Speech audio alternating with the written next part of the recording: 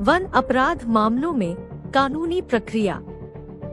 हिमाचल प्रदेश के सुकेत वन मंडल के केरन फॉरेस्ट के बारे में यह सूचना मिली कि कुछ लोग वहां पर कुछ अवैध काम करने वाले हैं। फॉरेस्ट की टीम तुरंत वहां पहुंच गई। मौके पर पहुंचकर फॉरेस्ट की टीम को कई अपराध मिल सकते हैं, जैसे कि पेड़ों की अवैध कटाई, आग लगाना, लकड़ी का कोयला बनाना, अवैध चराई, शिकार करना, पेड़ों की गर्डलिंग, पत्थरों की अवैध खुदाई, वनोपज का अवैध निष्कासन, वन क्षेत्र का अतिक्रमण और वन भूमि का तोड़ना।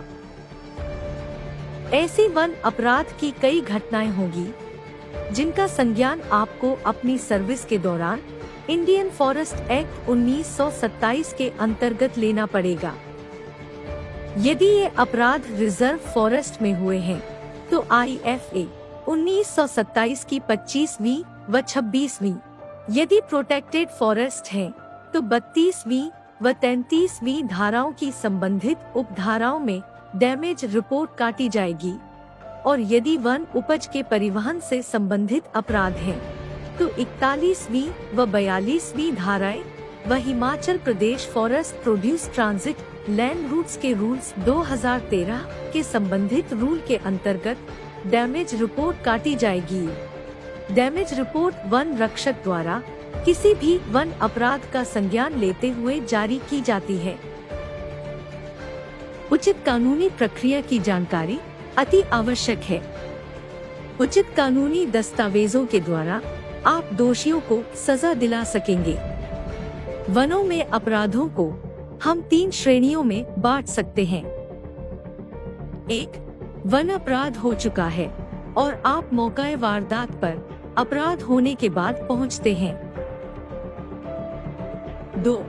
वन अपराध हो रहा है और 3. आपको कुछ संकेत ऐसे मिले हैं कि वन अपराध हो सकता है। सिनेरियो 1. वन अपराध हो चुका है और आप मौके वारदात पर अपराध होने के बाद पहुंचते हैं। मौके वारदात पर आप छानबीन करेंगे। आपके समक्ष 2 स्थितियां होंगी। 1. पूछताछ और छानबीन के दौरान आपको अपराधी का पता चल जाता है। 2. आपको अपराधी का पता नहीं चलता है। अपराधी का पता चल जाने पर आप अपराधी के नाम की डैमेज रिपोर्ट काटेंगे। डैमेज रिपोर्ट चार्ट आउट करने के बाद आपके समक्ष 3 विकल्प रहेंगे। अगर अपराधी अपना गुनाह कबूल करके जुर्माना देने के लिए तैयार हो और केस कंपाउंडेबल है तो आप डैमेज रिपोर्ट के बैक साइड इकबालनामा यानी कन्फेशन को भरकर अपराधी के हस्ताक्षर एक गवाह की उपस्थिति में करवाएंगे। अगर अपराधी अपना गुनाह कबूल कर लेता है पर जुर्माना भरने में असमर्थ है तो भी आप डैमेज रिपोर्ट चौक आउट करके और इकबालनामा भरने के बाद आप DFO महोदय के अप्रूवल से कोर्ट में चालान पेश करेंगे। कोर्ट के निर्णय के आधार पर डैमेज रिपोर्ट डिस्पोज हो जाएगी। तीसरी स्थिति में अगर अपराधी न तो अपना गुनाह कबूल करता है और न ही जुर्माना देने के लिए तैयार है, ऐसे में भी आप DFO महोदय के अप्रूवल से कोर्ट में चालान पेश करेंगे और कोर्ट के निर्णय के आधार पर डैमेज रिपोर्ट डिस्पोज हो जाएगी। अगर आप इस कोर्ट के आदेश से संतुष्ट नहीं हैं, तो आप ऊपरी कोर्ट में आदेश के खिलाफ अपील कर सकते हैं। 2. आपको अपराधी का पता नहीं चलता है। ऐसी स्थिति में आप गहरी छानबीन करेंगे। इस स्थिति में भी आप डैमेज रिपोर्ट नामालूम यानी अननोन काटेंगे और आपके सामने 2 विकल्प होंगे। 1. आपको अपराधी का पता चल जाता है। 2. आप अपराधी की पहचान नहीं कर पाते हैं। अगर आपको अपराधी का पता चल जाता है तो आप नामालूम काटी गई डैमेज रिपोर्ट में अपराधी का नाम लिख देंगे। आगे की प्रक्रिया पहले सिनेरियो के अनुसार की जाएगी। 2. और यदि आप जानते हैं कि वन अपराध हुआ है लेकिन आप अपराधी को ढूंढ नहीं पा रहे हैं, तो आप केस को पुलिस के हवाले कर सकते हैं या केस को डीएफओ महोदय के अप्रूवल से कोर्ट के समक्ष रख सकते हैं और यह बता सकते हैं कि अपराधी नहीं मिल पाया है और अनट्रेस्ड रिपोर्ट कोर्ट में पेश की जाएगी। कोर्ट के निर्णय से डैमेज रिपोर्ट डिस्पोज हो जाएगी। अगर आप निर्णय से संतुष्ट नहीं हैं, तो आप ऊपरी कोर्ट में अपील कर सकते हैं। सिनेरियो 2, वन अपराध हो रहा है और आप मौकाए वारदात पर पहुंच जाते हैं। ऐसी स्थिति में आप अपराधी को जानते हैं। आप डैमेज रिपोर्ट चॉक आउट करेंगे। डैमेज रिपोर्ट को डिस्पोज करने की जो प्रक्रिया हमने सिनेरियो 1 में समझी, आप उसका पालन करेंगे। सिनेरियो 3, आपको कुछ संकेत ऐसे मिले हैं जिससे आपको आशंका है कि वन अपराध हो सकता है। उदाहरण के लिए, कोई व्यक्ति फॉरेस्ट में मशाल लेकर जाने वाला हो तो उससे फॉरेस्ट में आग लग सकती है। ऐसी स्थिति में आपको हर संभव कदम उठाने होंगे। यह इसलिए आवश्यक है ताकि वन अपराध को अंजाम न दिया जा सके। ध्यान देने योग्य बात, आपको प्रथम दृश्य में लगता है कि वन अपराध हुआ है, परंतु गहरी छानबीन के बाद अगर आपको लगता है कि कोई वन अपराध नहीं हुआ है, उदाहरण के लिए कोई आदमी वन भूमि से लगता हुआ पेड़ काटता है और आप अवैध कटान की डैमेज रिपोर्ट काटते हैं, बाद में राजस्व विभाग द्वारा जब डिमार्केशन की जाती है तो काटा गया पेड़ निजी भूमि पर पाया जाता है, तो डीएफओ महोदय डैमेज रिपोर्ट को फाइल कर सकते हैं, क्योंकि damage report misunderstanding of facts के कारण काट दी गई थी। आइए अब हम उन कानूनी दस्तावेजों के बारे में जानते हैं जो वन अपराध होने की स्थिति में मजिस्ट्रेट के सामने पेश करने या वन अपराध के शमन के लिए जरूरी हैं। फर्द बरामदगी या रिकवरी मेमो अपराध स्थल पर पहुंचने के बाद तैयार किया जाता है। इस दस्तावेज में सीन ऑफ क्राइम पर मिली केस प्रॉपर्टी, उपयोग हुए हथियार आदि का विवरण दिया जाता है। फर्द बरामदगी से संबंधित कुछ महत्वपूर्ण बातें। यह मेमो केवल हाथ से लिखा होना चाहिए। इसके तहत आरोपियों द्वारा केस प्रॉपर्टी पर कब्जा प्रतिबिंबित होना चाहिए। अगर आरोपी अनपढ़ हैं, तो आरोपियों को पढ़कर सुनाएं। चूंकि फर्द बरामदगी को ऑन द स्पॉट तैयार किया जाता है, इसलिए इसे बाद में बदला नहीं जा सकता है। इसमें एडिशन और डिलीशन अलाउड नहीं है। नजरी नक्शा या स्पॉट मैप। नजरी नक्शा अपराध स्थल का नक्शा है जो हाथ से बनाया जाता है। यह अपराध स्थल की एग्जैक्ट लोकेशन को दर्शाने में एक सहायक दस्तावेज होता है। जब्तीनामा या सीजर मेमो। जब्त करने का अधिकार वन अधिकारी को IFA 1927 की धारा 52(1) में दिया गया है। जब्ती के प्रत्येक स्थान और व्यक्ति के लिए अलग अलग फॉर्म भरा जाता है। इस टेबल को देखिए। क्रम संख्या, जब्त वस्तु का विवरण, माप, जब्त वस्तु पर पहचान चिन्हों का विवरण और कोई अन्य महत्वपूर्ण विवरण यहाँ भरा जाएगा।